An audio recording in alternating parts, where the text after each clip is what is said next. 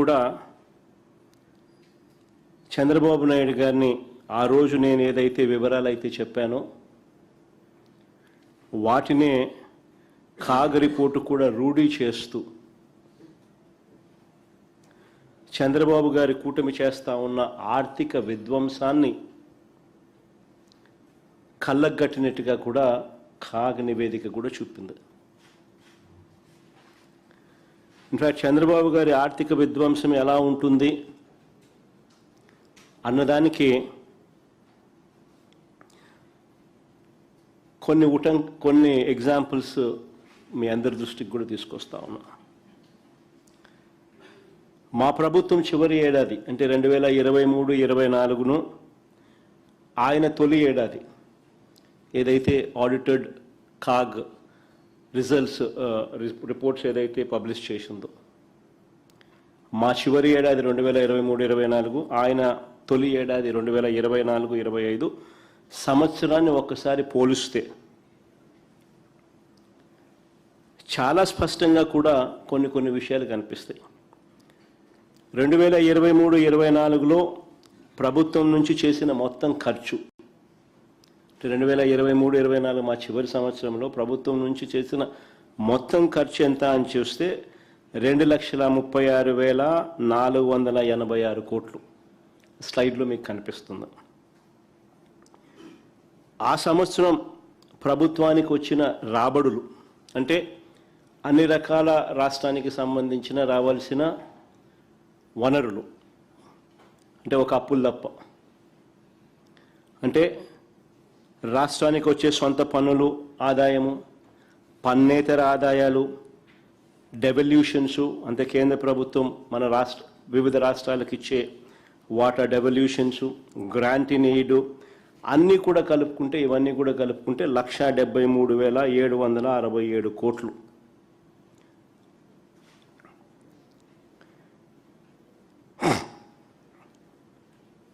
మా ప్రభుత్వం చివరి ఏడాదిలో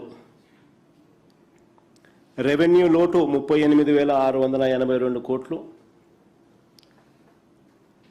ద్రవ్య లోటు అంటే ఫిస్కల్ డెఫిసిట్ అంటే అప్పులు 2023-24లో మా ప్రభుత్వం చేసిన అప్పులు ఫిస్కల్ డెఫిసిట్ 62,719 కోట్లు కూడా మీ కంటికి కనిపిస్తుంది. ఒకసారి గమనించమని అడుగుతా ఉన్నా, ఈ రెవెన్యూ లోటు ఈ ద్రవ్య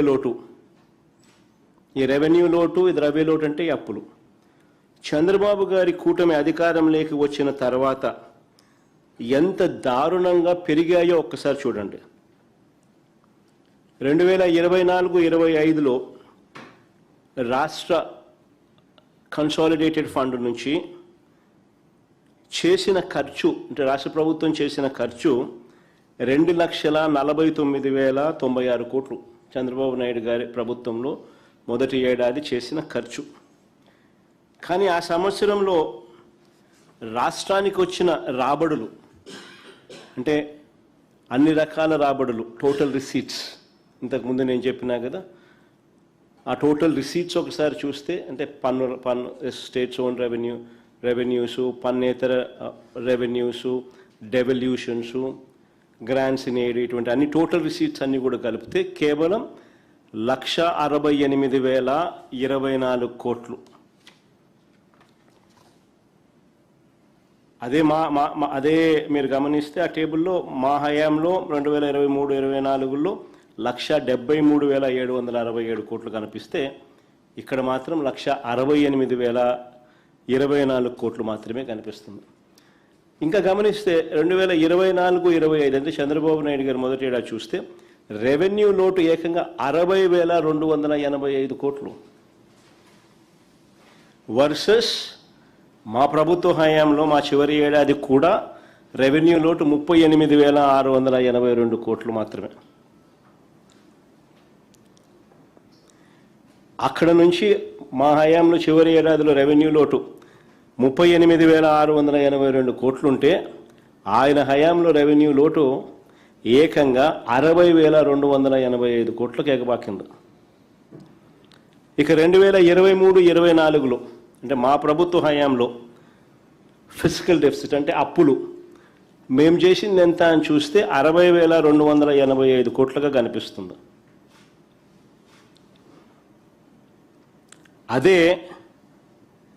అదే చంద్రబాబు నాయుడు గారి హయానికి వచ్చేసరికి 24-25 ఆ సంవత్సరానికి సంబంధించి ఫిజికల్ డెఫిసిట్ అంటే చంద్రబాబు నాయుడు గారి హయాంలో చేసిన అప్పులు ఎంత అంటే ఏకంగా 81,071 కోట్లు కనిపిస్తుంది.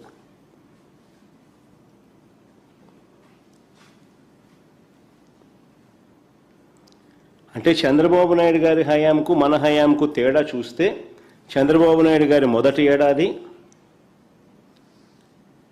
రాష్ట్రానికి రాబడులు తగ్గాయి.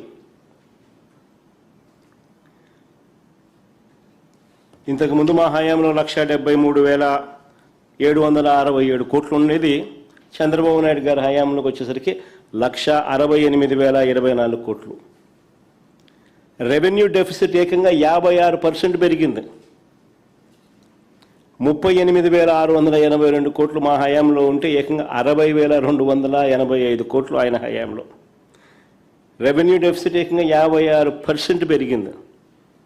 ఇక ఫిజికల్ డెఫిసిట్ అంటే ఇక ద్రవ్యలోటు చూస్తే ఏకంగా మా హయాంలో చేసిన అప్పులు 60,265 కోట్లు అయితే ఆయన హయాంలో ఏకంగా 81,071 కోట్లు అంటే ఏకంగా 30% పెరిగింది.